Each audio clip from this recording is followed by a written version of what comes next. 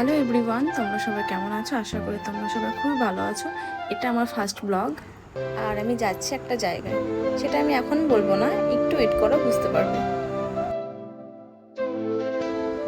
আর এই যে যথারীতি যাওয়ার জন্য শুরু করে দিয়েছি। মেকআপ না, সানস্ক্রিন, যেটুকু স্কিন কেয়ার করা দরকার, রোদে বেরোনোর জন্য স্কিনটাকে প্রোটেক্ট করা দরকার, সেটুকুই করছি।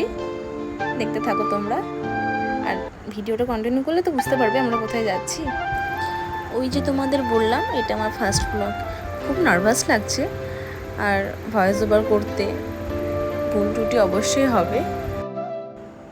আর আমার মধ্যে কী কী ভুল ত্রুটি, অবশ্যই ভুল ত্রুটি হবে। প্রথম যেহেতু আমি ভিডিওটা শুরু করেছি, সেগুলো আমাকে জানিও এটা ভুল আছে।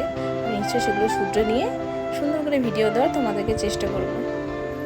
এই যে রেডি হচ্ছি, হ্যাঁ, খুব তাড়াহুড়োর মধ্যে রেডি হচ্ছি, কারণ আমার বান্ধবী আমাকে অলরেডি 13 বার ফোন করে নিয়েছে। আমি ভয়ে রিসিভ করিনি, কারণ ধরলেই বকা খাবো, সেই জন্য আমি ঠিক করেছি একেবারে রাস্তায় গিয়েই ফোন করবো ওকে।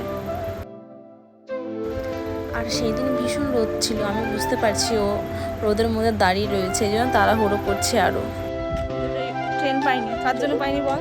আমার জন্য না, ওর জন্য, কারোর জন্য না, খুব ভিড় ছিল।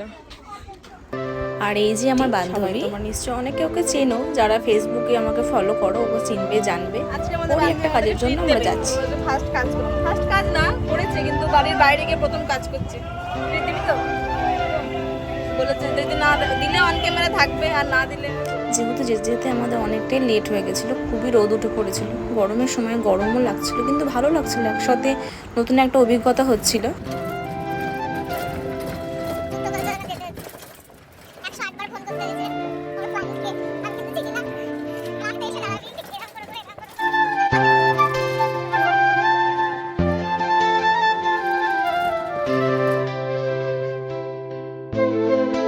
আর এই যে ঠিক ও চলে এসছে ওর কাজে, ও শুরু করে দিয়েছে ওর কাজ। হ্যাঁ, ও নেল এক্সটেনশনই করে। আর আমরা গেছিলাম আমাদের বান্ধবীর বাড়ি, ওরই বিয়ে। আর ভীষণ মেঘ করেছিল, ওই কারণে ওখানে কারেন্টও ছিল না, ভীষণ প্রবলেম করে ও কাজটা করে এসছে। রাতও হয়ে গেছিলো আসতে আমাদের।